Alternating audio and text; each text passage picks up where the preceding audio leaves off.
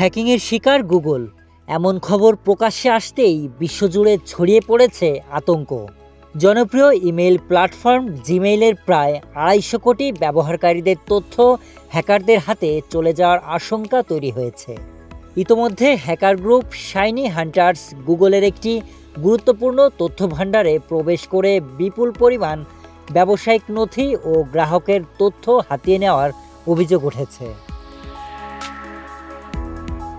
Cyber security firm dark web informer জানিয়েছে ২৫০ কোটির বেশি জিমেইল ব্যবহারকারীর ইমেইল, পাসওয়ার্ড এবং অন্যান্য ব্যক্তিগত তথ্য ডার্ক ওয়েবে বিক্রির চেষ্টা চলছে।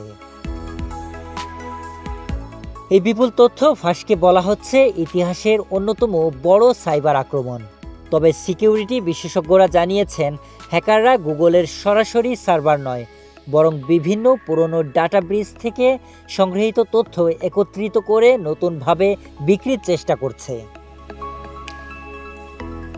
এদিকে গুগলের পক্ষ থেকে জানানো হয়েছে তাদের মূল সিস্টেম এখনও সুরক্ষিত রয়েছে, তবে ব্যবহারকারীদের সতর্ক থাকার পরামর্শ দেওয়া হয়েছে।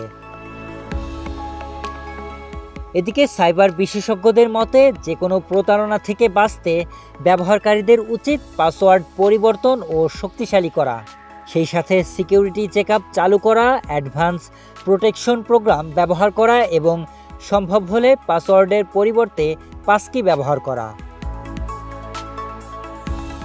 সাইবার জগতের এই বিশাল আক্রমণ আমাদের আবারও মনে করিয়ে দেয় ডিজিটাল নিরাপত্তা শুধু বড় প্রতিষ্ঠান নয়, প্রতিটি ব্যক্তির জন্যই সমান গুরুত্বপূর্ণ। তাই সচেতনতা আর সঠিক সাইবার হাইজিনই পারে ঝুঁকি কমাতে।